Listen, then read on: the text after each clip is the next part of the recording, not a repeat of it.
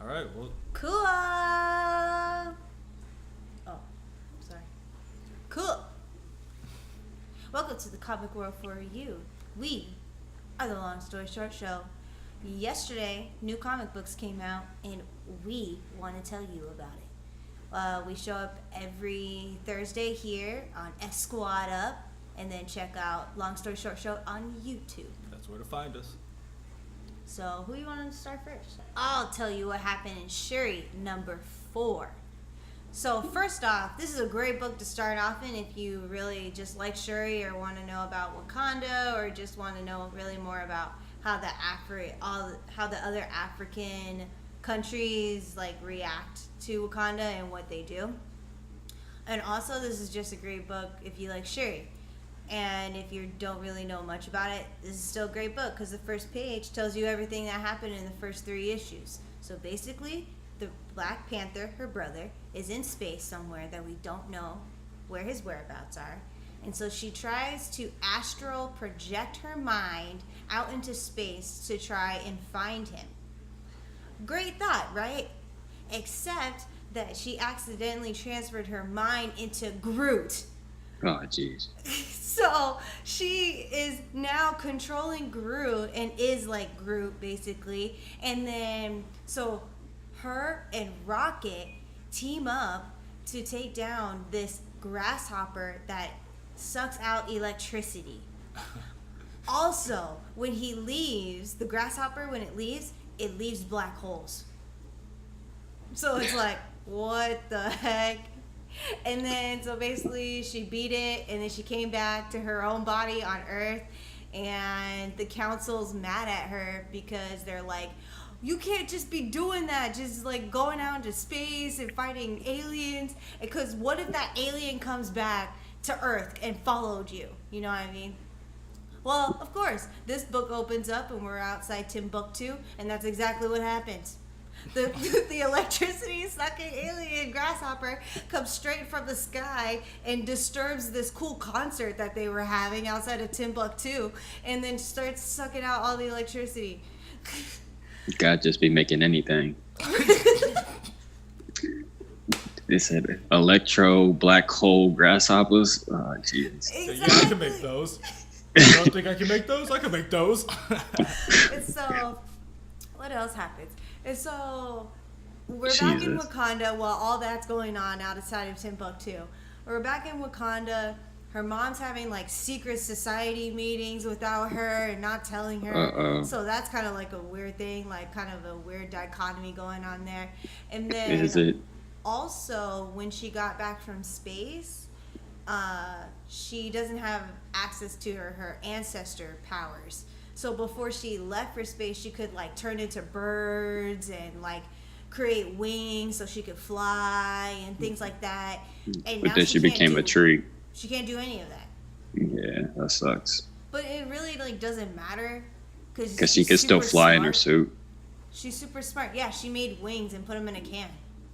Yeah. She's like, and it's funny because in the first issue that I have, she says that. She's like, I made wings, but I can make wings on my back that'll fly faster. But this will be helpful. Yeah, she has all kinds of powers. Like, she can turn into, like, crows and shit like that. She has all kinds of, like...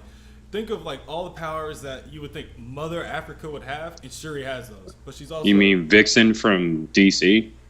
No, not, like, turning into animals and stuff. I mean, like, cosmically, like, fucking... she's in tune with, like, fucking all of, like, Wakanda and, like, the history. Because that's like what the happens. Wakandian ancestors give her the powers. Yeah. Like instead of the green and the red, it's the purple. Yeah, like, she gets it from, like, Wakanda herself. Because, basically, she was a Black Panther. Then Thanos came. Like, she was pretty much killed. She got those powers and came back. But that was around the time the movie came out. So they made her younger again and like super smart and stuff. So yeah, they have those wings and stuff that they be using. That's super cool. It's like souped up Falcon status. So that's really cool. I remember. She's got some cool shit going on. So Plus she has cool, those gloves. She has those cool ass gloves. She has the cool gloves, which she does use them later on. So basically, she doesn't have access to her powers, and it basically closes up with this cool fight scene with her, Storm, and General Okoye. yeah. And they do this cool like triad fight against it, but the grasshopper escapes. So of course it leaves a black hole. And they're like, oh no, what are we gonna do with this black hole? And Shuri's just sitting there all calm. She's like, I have an idea, but I'm gonna need some help from someone to check my math. Oh God. General, call that guy. Oh, it's And just who's Hank that Pym. guy? Huh? Hank Pym. Nope. Oh man, who else is smart? Scott Lang. Nope. Bruce Banner. Who's very pompous. Oh shit! Now we're narrowing it down. It's Nick Tony. Fury. It's Tony. Tony Stark. It's Tony. Tony. All right, Jeez. so okay, I think I got mine. Is that the end of yours? Yep, that's how it ends. So how did you feel about it? I loved it. I think it was awesome. I want to go back because I also love Groot, and I'm really upset that I missed that whole part. I feel like Rocket's gonna say some cool things and not even notice that she's in Groot, unless she's like actually talking, which actually would be kind of cool. That would be kind of funny if like she's saying like I am Groot and Rocket's like, what's gotten into you today? He's like, why are you talking like that? That You shit know would be what I mean? hilarious. All right, cool. But yeah, I loved it. Check it out. Can I give Friendly Neighborhood Spider-Man another try? Yeah, man. Yeah, go All right. ahead. So this is Restart, friendly. though. Yeah, this is Friendly Neighborhood Spider-Man number 2. So in the first one, Peter has an elderly neighbor who says, "Hey, we have another neighbor here who could really use your help. Could you help her, Peter?" And then he's like, "Okay." She's like, "Here, Yeah, take I some remember apples." that. Remember that? Yeah. And so the neighbor says, "Oh, I don't really trust you. Don't you know Spider-Man?" And he's like, "Yeah, I know Spider-Man." And she's like, "Don't you know any like real heroes?" And he's like, "Ouch."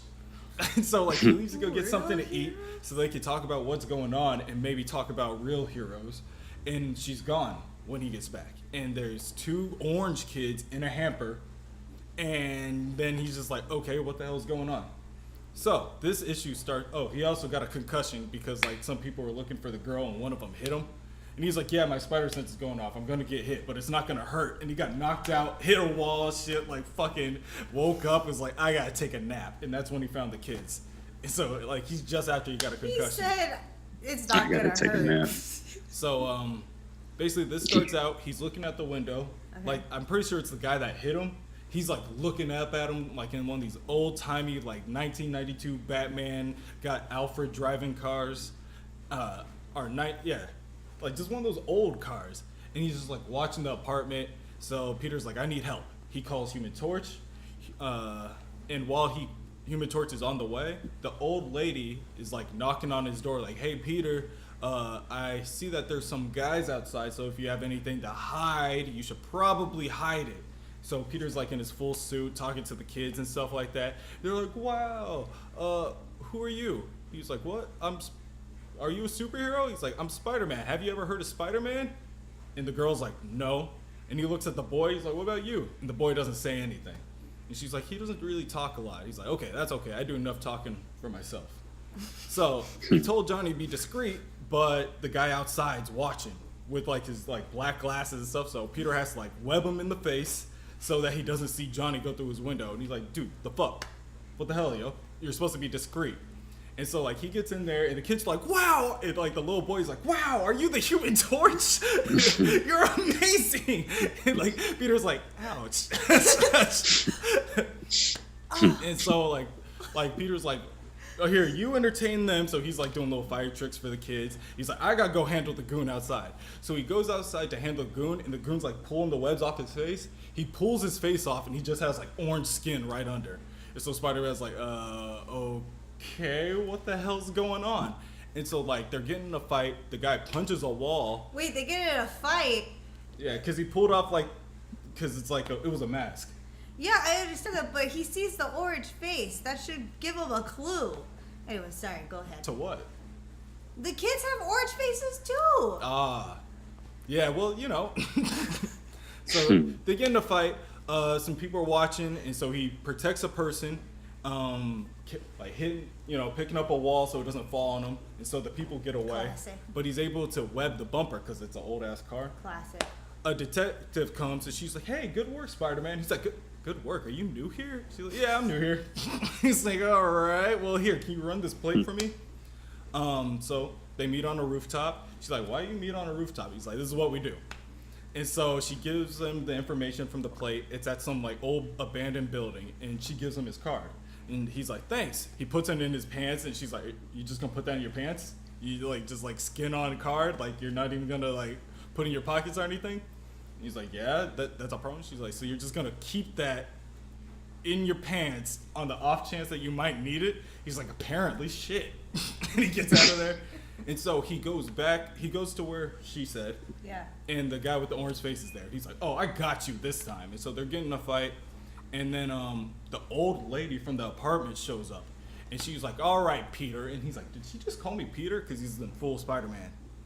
She's like, "All right, I got a lot to tell you. We don't have time to deal with this guy." And so she goes and she fucking Superman punches like the dude to the ground, cracks everything, and she's like, "All right, I got some explaining to do." And he's like, "What the fuck? And why is she taking off her clothes?" She's like, "Where do I start? Hidden societies? What's underneath like this like layer, like this building, blah blah blah? I don't know where to start. I guess I'll just start here." She like rips it off. She has like a costume with a big R. "They call me the Rumor." It's like Spider-Man's like, "What the fuck is happening?" She's got old lady hair, like a fucking cape and shit. It's like, what is happening?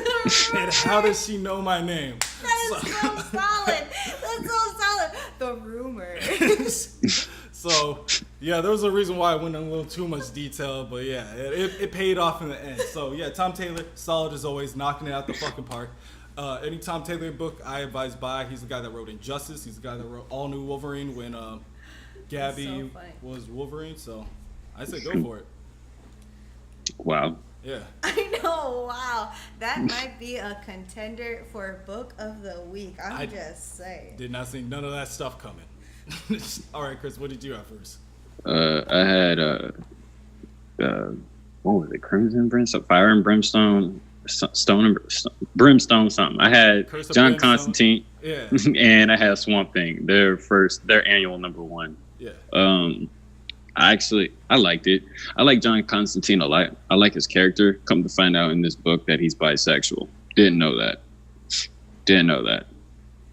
Anyway, it starts off with two like characters and everything, brother and sister. This guy like got into some quote unquote magic because they make a point to make it known that it's not technically magic. But anyway, he makes a deal with something that he shouldn't have made a deal with, and then becomes the embodiment of Brimstone, which is like this fiery demon and shit. So the siblings are driving a car in the middle of the night, in the middle of nowhere, it's like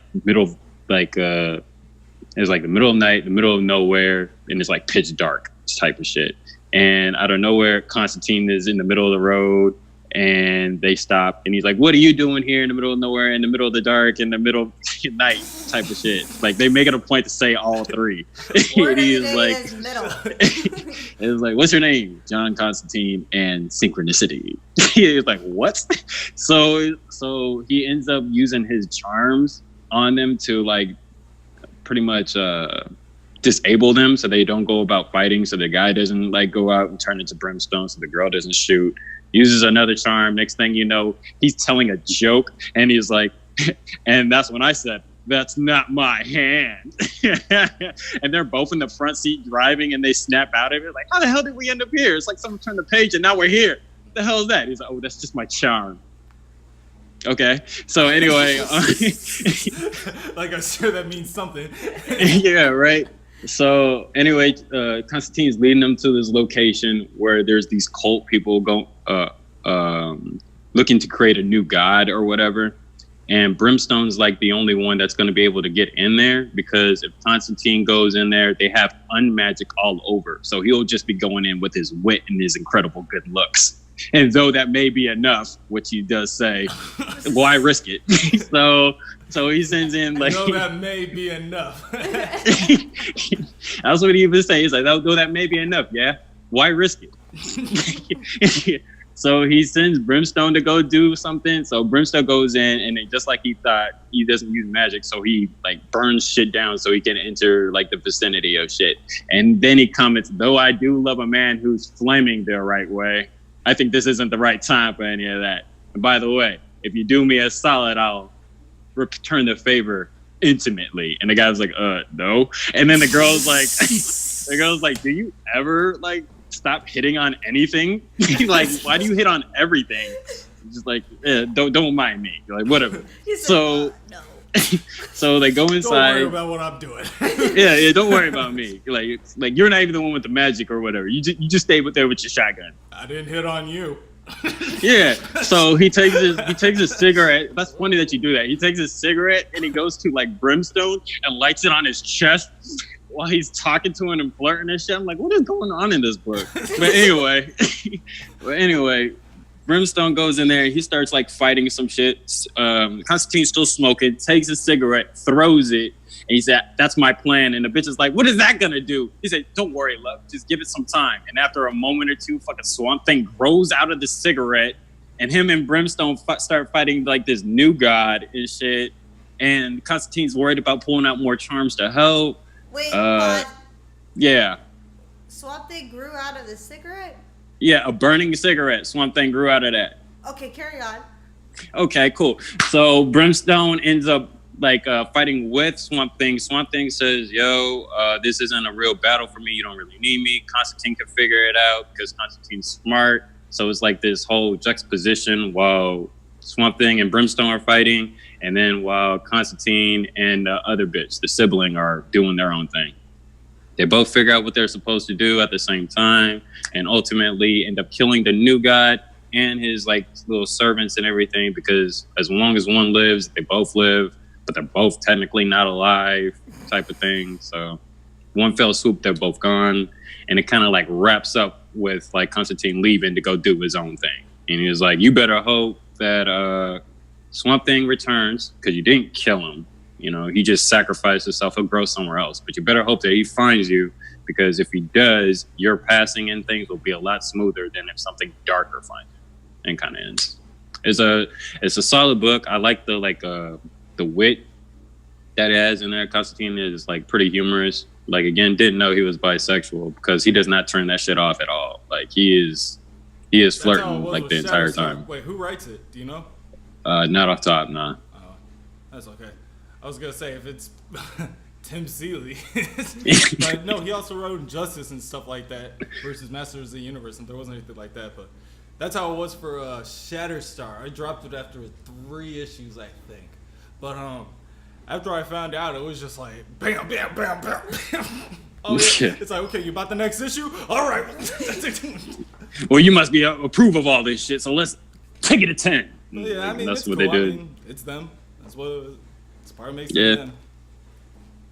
Yeah, I mean, it didn't like his whole like sexuality didn't take away from anything. I think it was just like overt, and there was just a lot. Yeah. Like they almost kind of centered around like the fact that he was like that, which is a bit much for me personally. But that's subtlety. Yeah, subtlety might go a long way, but maybe it's not easy to do. Yeah, I mean, I definitely agree. There's ways to go about like dancing around a subject, and I feel like more adept and expert writers are capable of doing just that. But like sometimes I feel like our writers want to get right on the nose just to make sure you don't misconstrue shit. Yeah. All right, well, that was Curse of Brimstone Annual #1. Yeah, we got another annual to talk about today. Cyclops Lives by Ed Brisson, and X-Men Annual Uncanny X-Men Annual #1. I always get the X-Men's mixed up, like Astonishing, Uncanny, and all that. So basically, where we left off in Uncanny X-Men #10, if you haven't read it, go read it. All the X-Men are gone, except for Scott. So it's like, why is Scott still around?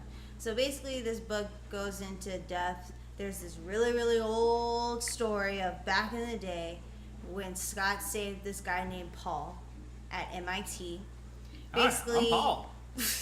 Basically, Paul was getting attacked by this robot dude. this robot that was being controlled by this guy, and then he saved Paul, and then the guy went to jail. So now we're in nowadays, and basically Scott came back alive because young Cable brought him back to life by creating a small device that he inserted into his body that would siphon off the Phoenix Force, and then it brought him back to life. That's a lot. Right? So basically what Young Cable did is when they tried to trap the Phoenix Force, they had that box. So he took that broken box, gave it to Paul, the guy that he saved from MIT, and he's like, here, Paul, I need you to fix this. Yeah. And I need you to make it smaller. Makes sense. And I'll see you in 2 years. That's what you do. And Paul's like, wait, what? Cable said, bye. Boop. All right, it's 2 years. Where's it at? He's like, how'd you know I was done? I just knew. Okay, here it is. There you go. It's so, he's like, how do you know it will work? He's like, I don't. But we'll try it. So basically, it It's just pretty worked. masculine. Right. I know it'll work. I don't. Exactly. Just So do basically, it does work. So Scott basically died twice and came back twice. And so now Jeez. Young Cable just has him locked up in his lair. And of course, Scott's like, wait, I need to see Gene. Where's Gene? Where's Gene?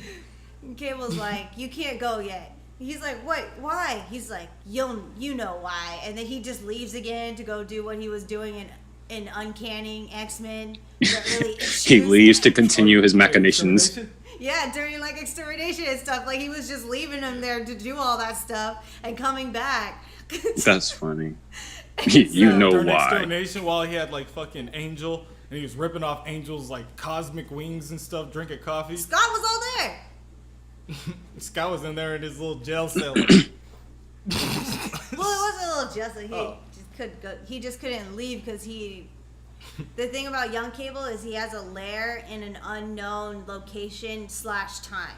So even if he did leave, he doesn't know where he is or where he's going. Like he could be like in between times for all he knows. So, February 29th, 2004. So basically, No, That February doesn't 29th, 1712. God So damn. basically, there's this father-son moment where Scott's like, "You can't keep me in here, yada yada yada," and Cable's like, and he's like, "I don't understand. You killed my son," and Cable's like, "I am your son." He's like, "Then why'd you kill old Cable? Why'd you bring me back to life?" And he's like, "Because you're my hero, Dad. Ah, jeez. You died by an illness." Not even by like battle or anything like that. He died by some sickness. You weren't supposed to die like this. Like, okay. Jeez. Okay, then you gotta let me go and You're change mad that that. somebody. Wait. You're mad that somebody didn't kill me? Yeah. You're mad that life killed me? And somebody. Okay. Just making sure. You're my son, right? Okay. Yeah, just like, who's your mother? Because like, this can't be my intelligence.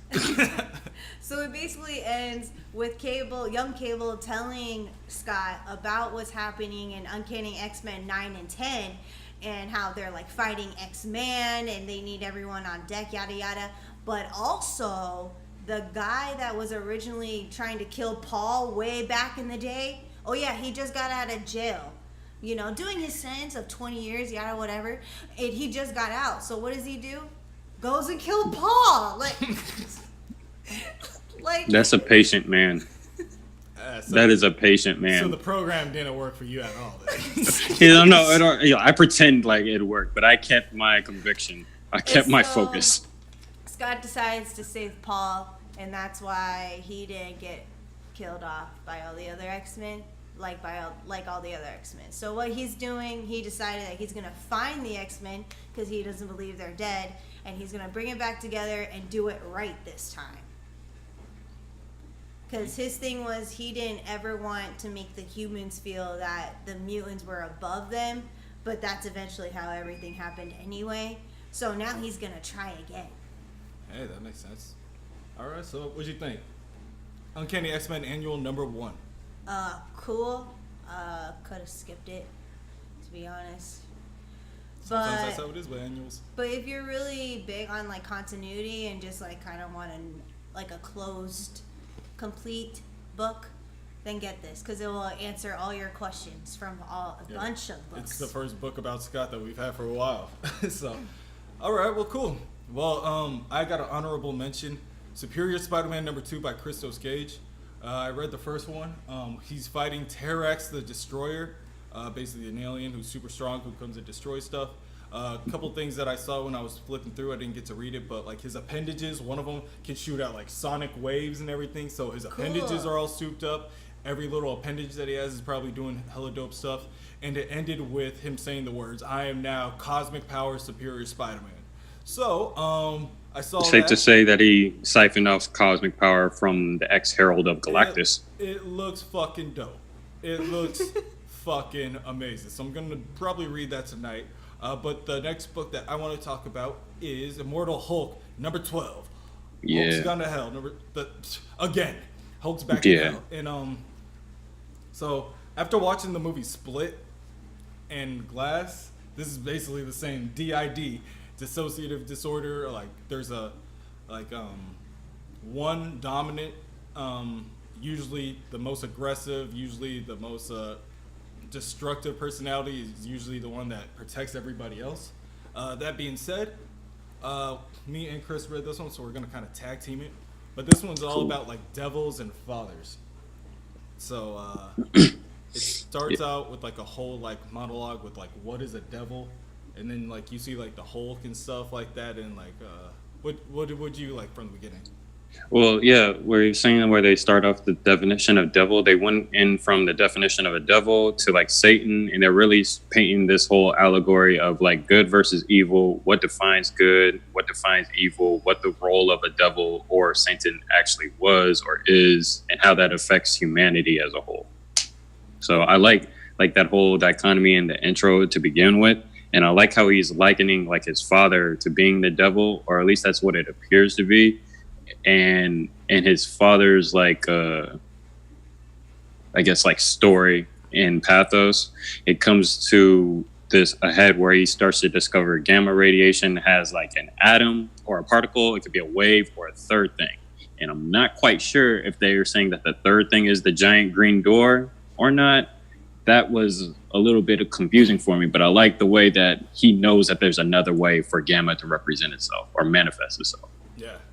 Yeah, so basically I'll just tell like what happened was it was pretty much just like the dad talking to Hulk the whole time with like flashbacks, so then we'll just talk about how we thought about it. But basically the dad is basically saying when he first started messing with gamma, he had a dream about like some kind of entity presence kind of thing clawing at him, and it scared him, and so he didn't want to work with it anymore. Like he stopped doing it, like he got ridiculed by like his co-workers and things like that, but he was like, I don't want to do this. Finds out that his wife is finally pregnant. So like he was like, great, now like me, like this unlovable thing is gonna have to share some love. So he hates Bruce for that. Then he hates Bruce because he was like, the only reason why I had to keep working there is because of you, and like all these things. And then he like takes it out on Bruce, and it's like playing the whole like, what is a father if your father's like shit anyway? Like what is an almighty father if your father is shit? Damn. And like the destructive power of like your father could bring. And it's like what I got from it was gamma, like everything like Cyclops' energy comes from another dimension now, and like that dimension has an entity in it that like feeds off the dimension. And so just like all kinds of energy, it could be found somewhere else, but I guess it has waves that cling to that other dimension, like remnants that pull, it has strings kind of thing like that. And so his dad is basically like, when you killed me the first time, I went to hell. When you became Devil Hulk the first time, you killed me a second time, I went even farther down, and that's when I found this creature. And this is when I found like the true opening to the door. Whoa. And so like they're in hell right now, like a whole bunch of stuff's happening, but it was like more how like the picture was like painted. That was crazy good. Yeah. Like with the whole picture that's being painted and everything, he's basically at the door and getting ready to force it open, if not having already forced it open. Like he's sunk to like such a low place, and it kind of like reinforces like his role in like all Bruce's life and everything. Because with all the flashbacks and everything, he was, like Corey said, a complete like asshole towards his son. He ridicules his son, blames everything on his son with the whole love thing. Like his wife was a loving person, but she could only have so much. And then it went to the kid, not him no more. So he's being disrespected and disassociated with by his cohorts, his colleagues, his co-workers. His wife is taking away what finite love that she has to go to this kid. He has to stay with his colleagues because of this kid and all this shit. So just seeing all that shit manifest in what it ultimately led to, it makes sense that he's the one right there by the door. Yeah, and the fact that when Hulk saw him, he like at the end of the last issue, he started like immediately like destroying like whatever was sitting in front of him. I don't even remember. It was like a Red Hulk, wasn't it? Yeah, it was a former Red Hulk. Like, Okay. But that just like goes to the dissociative disorder, the DID, because when he was beating on that like Red Hulk creature, it was like the normal Hulk that we see, and he turns around to the girl and he's like crying because he's like, why am I always the one that's being chased, hunted down, in pain? Like, why is my life always pain? And she has to like ask for the dominant personality right now, the one that she can. It can't be Banner, it can't be anything. It's got to be like the Devil Hulk, the one that's talking right now, the vindictive one. Like, and so like he comes out and he's like sorry. He like wipes his tears away. He's like sorry. Like that guy, he's just like scared. You know what I mean? Like Kevin in Split and Glass and So it basically ends where she's like, how do we even beat this like large ass creature? Because they like summon the large gamma creature to where they are. And she's like, how? This thing's like a god. Like, how can we beat it? And he's like, this thing isn't a world breaker. I'm a world breaker. And then that pulls back to when he was a World War Hulk. They called him World Breaker Hulk. And they praised him as a god over there because he broke the world down and then brought it back anew. Like, even with his gamma blood, he brought new. When he came back, World Breaker Hulk is the strongest version of Hulk. So I think we're gonna see that. We're gonna see a huge, big fight, Hulk versus some creature, and this is like the first big fight that I think we're gonna see in like Al Ewing's run. Like it's gonna be about 13 issues till we actually get like some huge shit going on. But every step along the way has been crazy. Since issue 1, every step has been crazy. The only issue that it was kind of was issue 3, where it was like 3 different stories. But other than that, I haven't ever had an issue with this. Yeah, it's pretty good. Like the monster or the manifestation of the monster on the green door or on the other side of the green door is pretty huge. It looks like a giant ass actual storm, like a green cloud like and James shit. the Giant Peach kind of shit. Yeah, and it's like reaching out at this like mountain with hands that are made of cloudish type of material. It's just huge and massive. So, and Hulk ain't worried about it. He's in the foreground, like I'm the world breaker, And he's like, still all or whatever. Like he's still all skinny and gaunt, like loose skin and everything. Ew. And he's not even worried about it. He got all of his gamma like sucked, but I bet you once he gets into like jumps into that cloud, he's gonna absorb some gamma back. Wouldn't doubt it. Yeah, he just gets strong again, and then that's when he becomes World Breaker again because he absorbs too much gamma. They set it all up for him. Yeah. But Yep. man. I wonder what's gonna happen to the dad. Yeah, but man, Probably be a totem. The way he like weaves in like stories from history and poems and stuff like this. This is why, after Secret Wars happened, he was a person who wrote the Ultimates, like 2. The Ultimates. It was just called the Ultimates 2 or Ultimates 2. Then Ultimates like 2.1 or something like that. But it was basically putting the universe together, like the cosmos together and everything. Like this is what this is. This is how this stuff works. This is like Galactus and the hierarchy of all those. And I'm thinking about reading it because this guy is really A cosmologist. yeah, he's good at like, and he's good at like those 6-panel layouts. Like he'll have 6 panels on a page and like say so much with it. So. Yeah. I mean, I've been going on for this for a while, but I really It was a good book. Like Immortal Hulk. Or chapter. Dang, another contender. Might want to start thinking about between book this and of like the week. Spider-Man. Start thinking about book of the week, guys. I feel bad that I skipped over like Superior Spider-Man because that shit looked good, but it was just a big fight. So I mean, how good could it have been? I'm gonna tell you about Probably good. Man of Fear numero 4. Yeah. Man, so let me tell you, Chris. Okay. Kingpin walks up to Matt Murdock's hospital room, and he's standing there, huge as hell, with his white suit, and he got this little red flower up in there, and his little thing. And his lapel. Yes. Yeah, he's got his purple handkerchief and his. He got his purple handkerchief and his white and his red flower and his cane, and he's standing there and he's gloating that he beat the knocks off Daredevil. He's just standing there, just like, He's like, Murdock, I wish you would have seen it. Not like you could. And so basically it was like snowing, and so that's how he beat Daredevil, which I didn't know that. I was like, dang, that totally makes sense. It was a flashback from like a long time ago. Basically, it's like like just to paint the story a little. This is still Man of Fear. Daredevil's body's been broken after he got hit by a truck. Matt Murdock saved a kid and got hit by a truck, so he's been in the hospital and stuff like that. He's sleeping at night, and like Fisk comes in, and like Matt Murdock is playing asleep. He doesn't even want to wake up. He's like so scared because he's like, if Fisk knew I was Daredevil, he would just kill me now. And I'm gonna let you give the whole summary, but just another quick point that happened like right at the last point that she said, like Fisk is like telling him about the story.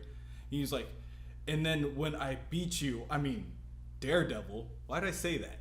He only did that once, though. Yeah, he only did that once. He did it only one time. When he was telling the story, he's like, because he does mention, he's like, Daredevil, Murdock, two sides of the same coin. And he's like, it was so awesome beating you. I mean, Daredevil. Huh? And then he's like, and then Murdock's like laying there and he's like freaking out in his head. He's like, oh shit. He's like, does he know? Does he know? And so basically it just closes up with like, there's like this ghost-like thing that's like hanging out around Matt. That's the embodiment of his fear. Okay, thank you. And so he's just laying there and he's like telling me, he's like, don't move or he'll know. He's like, don't move or he'll know. And so basically it wraps up with Kingpin. He's like, you know, I could just kill you right now and no one would even know. No one might not even care. And so Matt's like, I can't take it anymore. And so he like pretends to wake up and he's like, do it then. And Gabe was like, huh. He's like, do it then! Kill me! I was like, oh shit. And then Kingpin like runs out of the room. Yeah. With his fear. His fear's like follow. That makes so much sense now. And his fear is like following Kingpin. Yep. Because at the end he was like, yes, I'm afraid. Because the whole time he was afraid of Kingpin, he's like, there are reasons why I'm afraid of the Kingpin.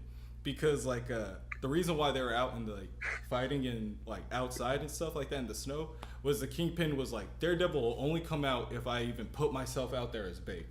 So he did a fake little exchange where the boxes were empty so that Daredevil would come out in the snow to prove that his suspicions were right and that Daredevil can't see in the snow. So that's when he started putting the paws on him. And that was like back in the day.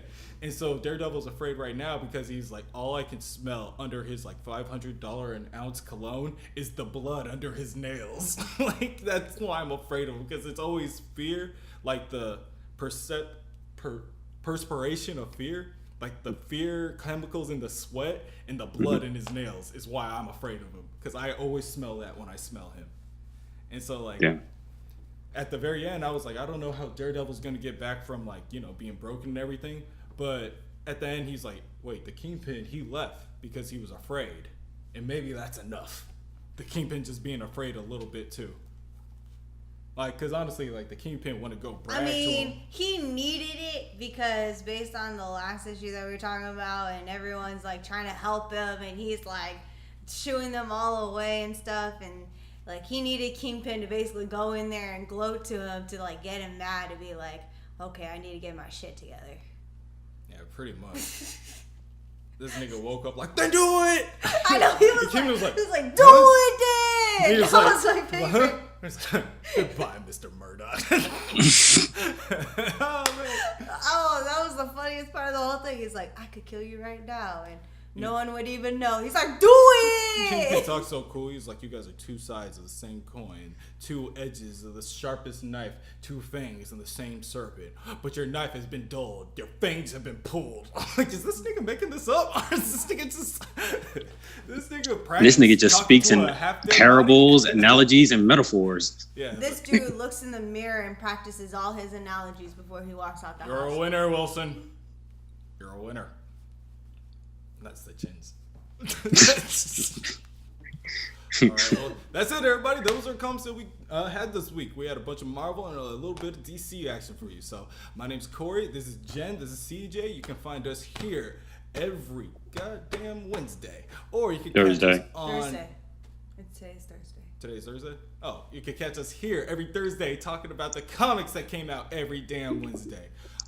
If you guys are still out here, you guys can actually follow us on Twitter, Instagram, YouTube at Long Story Short Show, or you can follow us here at S Squad Up, where you can find the live streams for some of our shows. What we are actually going to do right now is wrap this up. But if you guys stay, we are going to do a quick top 10 Avengers villain discussion that I will be clipping and posting tonight. This video, if you want to watch the whole one, will be posted on YouTube tomorrow on Friday morning. There is a schedule that we have. You guys can check that out on all of our social media. But until then, I appreciate it, everybody. I'll catch you later. Peace. All right. So I was thinking for like the top 10